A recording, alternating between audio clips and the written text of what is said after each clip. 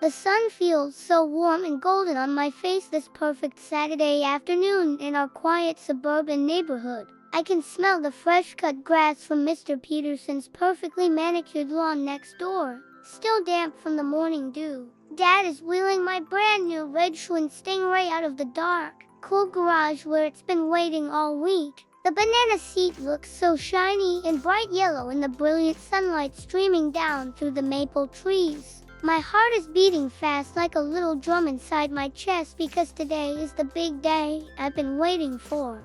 Dad's familiar Old Spice aftershave smells safe and comforting as he kneels down beside me on the warm concrete. I reach out nervously and touch the cool chrome handlebars with my small, slightly sweaty hands that are trembling with excitement. The training wheels are completely gone now, just like Dad promised they would be when I turned 6 last month. I can hear children laughing and playing a noisy game of kickball in the Johnsons' big backyard across the street. Dad's strong, work-calloused hands feel steady and reassuring on my narrow shoulders as he gives me an encouraging squeeze. I climb carefully onto the bike and my feet barely reach the black rubber pedals that still smell like new tire rubber. The handlebar grips feel rough and textured under my nervous palms, giving me something solid to hold on to. Dad holds the back of my seat firmly with his right hand, and I can feel his strength keeping me balanced. I can feel his warm breath tickling my ear as he leans close to whisper gentle instructions to me. He tells me softly to look straight ahead at the horizon, not down at the gray concrete ground beneath my wheels. I push down hard on the right pedal with my white canvas sneaker that Mom bought me last week. The bike wobbles dangerously from side to side, but Dad's strong hand keeps me perfectly steady and upright. The concrete sidewalk stretches out before me like a long, endless gray river leading to unknown adventures. I push the left pedal now and we start moving slowly forward together, man and child as a team. Dad is jogging easily beside me, his hand still gripping my seat tightly, never letting me fall or tip over. The warm summer wind starts to tickle my face and ruffle my hair as we pick up a little more speed. I can smell the sweet, heavy scent of honeysuckle growing thick and wild on Mrs. Miller's white picket fence. Dad's voice sounds so proud and encouraging when he says I'm doing great, better than he ever expected. My legs are getting stronger and more confident with each determined push of the pedals against the resistance. The bike feels less wobbly now, more like it actually wants to go straight ahead instead of falling over. I can hear the gentle whirring sound of the wheels rolling smoothly on the sun-warmed pavement beneath me. Dad's heavy footsteps sound further away, but I don't dare look back yet because I'm concentrating so hard. The chrome handlebars feel steady and secure in my increasingly confident grip as I steer straight ahead. I press down harder on the pedals, and we go even faster down the tree-lined sidewalk of our peaceful street. The warm summer air rushes past my ears with a soft, wonderful whooshing sound that makes me feel alive. I can see the big oak tree at the end of our block getting closer and closer with each turn of the wheels. Dad's voice sounds different now, like he's calling from somewhere much further behind me than before. I turn my head just a little to see exactly where he is standing, and my heart nearly stops. Dad is standing way back near our driveway, waving both arms at me proudly like I'm a hero returning from war. His face has the biggest, brightest smile I've ever seen in my whole life, and his eyes are sparkling with joy. I suddenly realize with a shock that I'm riding the bike completely by myself for the very first time ever. My heart jumps with pure excitement, but I keep pedaling forward steadily, not wanting to break the magic spell. The bike stays perfectly straight and steady underneath me like it's being guided by some invisible hand. I feel like I'm flying through the air like Superman, but my wheels are still touching the solid ground. The whole neighborhood looks so different and magical from up here on my moving bike, like I'm seeing it for the first time.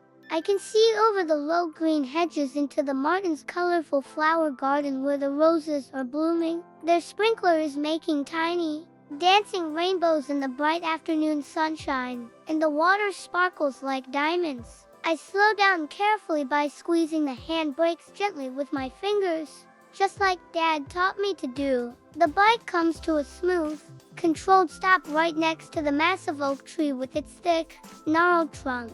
I put one foot down firmly on the sidewalk to balance myself perfectly, feeling proud of my smooth landing.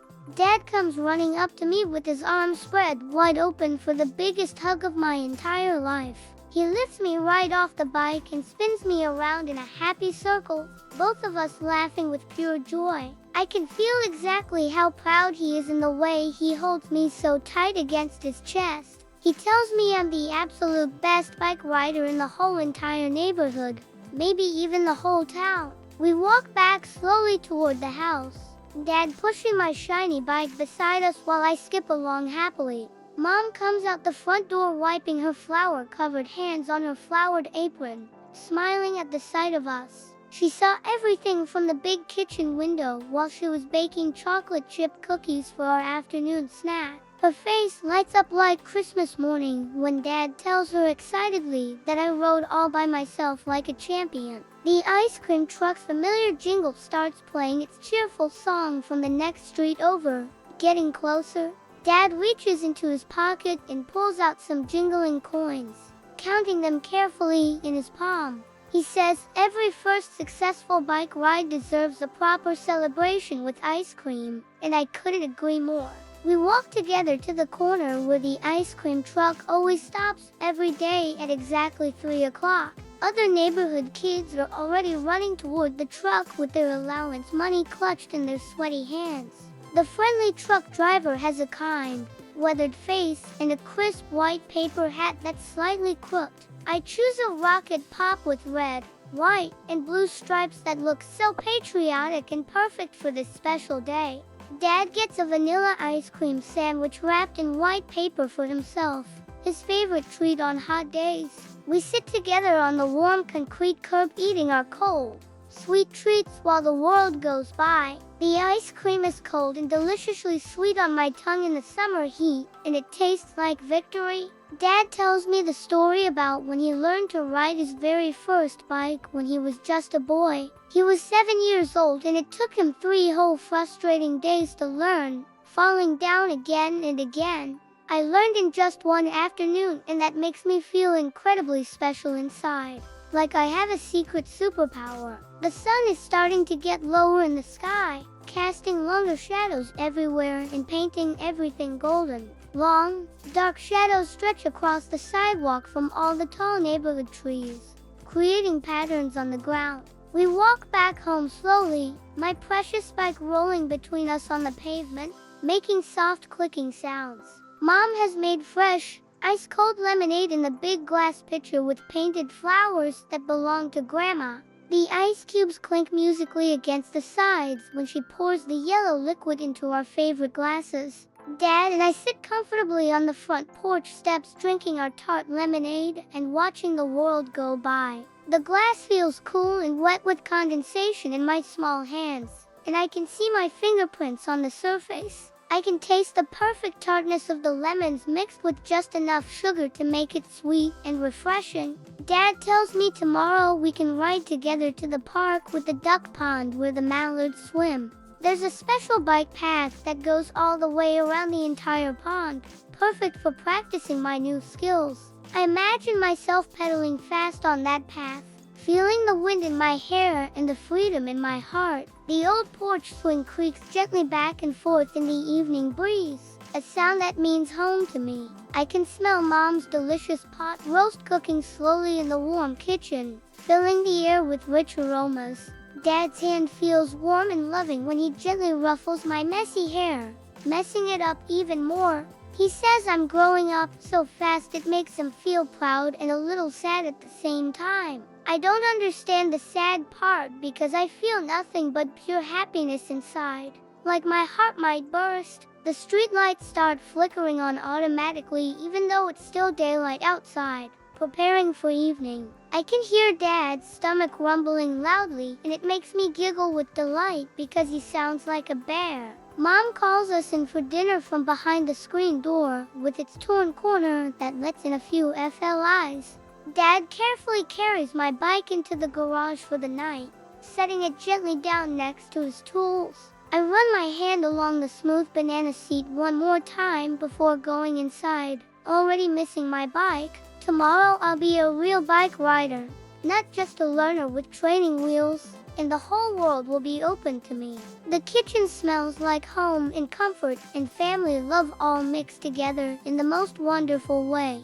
Dad pulls out my chair for me at the dinner table like a perfect gentleman, just like he does for Mom. Mom asks me to tell her every single detail about my amazing bike ride, and I'm happy to share everything. I use both my hands to show her exactly how fast I was going, making whooshing sounds for effect. Dad winks at me from across the table and gives me a thumbs up, our secret signal that I did good.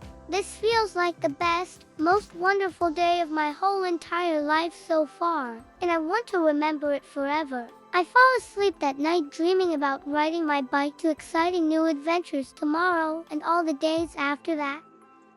Oh, and before you go, if this story made your heart feel warm, please give it a little thumbs up.